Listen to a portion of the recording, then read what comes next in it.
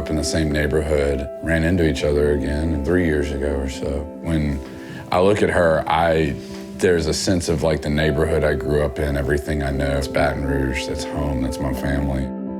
Having a place for just me and Aubrey as a single mom is not affordable. I couldn't have done it. So I moved in with 2 other women. So me and Aubrey shared a bedroom for a couple years. And it was a great environment, but right when we were talking about possibly moving in with each other, it kind of happened at just the right time because me and Aubrey were outgrowing that living situation.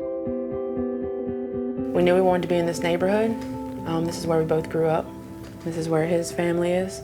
My mom just turned 74, like that's the thing. I'm kind of the on-call guy, you know. My parents need me to mow the lawn if mom falls, things like that. So it's very imperative that we be close.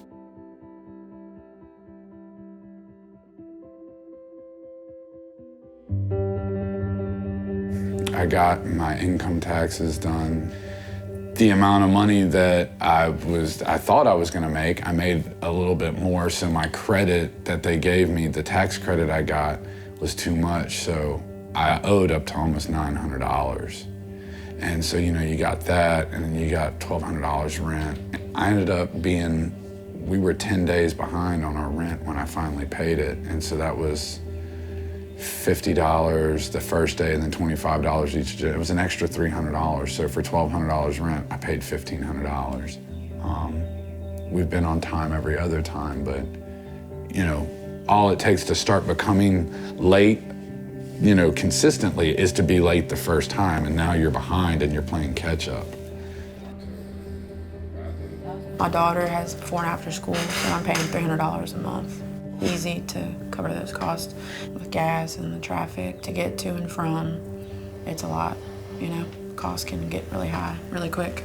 Living paycheck to paycheck, you know, your bills due, but you get paid in like 4 or 5 days, so you have to wait until you get paid again. So we usually always have food to eat, and we have, you know, her in school and gas to take her places, you know, but other than that, then it's like we don't have anything left over to just save money. I was in Arkansas, yeah, and my Jeep literally stopped. When you are living paycheck to paycheck and you have X amount of dollars to live on, this is your monthly budget, you know, you throw in an unforeseen $700, $800 expenditure, whether it's to the IRS, whether it's car problems, whether it's, what if it's a doctor bill? You know, something, I mean, where does that money come from? And the thing is when you're stuck at mile marker 8 outside of Little Rock, Arkansas, there is no grace period. You gotta pay what you gotta pay at that moment, and you just kind of go, well, when I get to rent, I'll get to rent. And that's a scary feeling.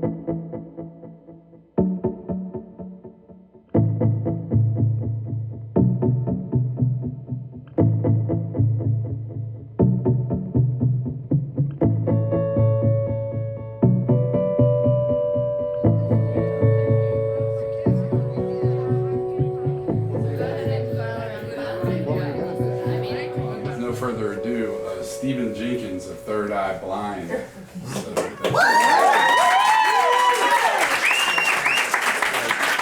Like, what's so amazing with you guys is coming here is I grew up exactly in a house like this with a yellow kitchen.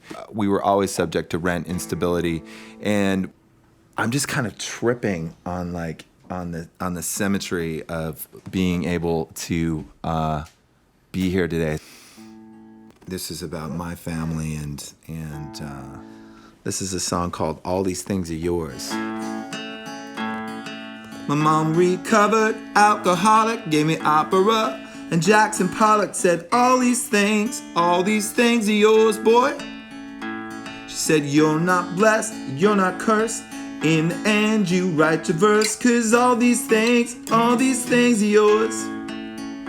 That feeling's born in shadow, that it make you strong.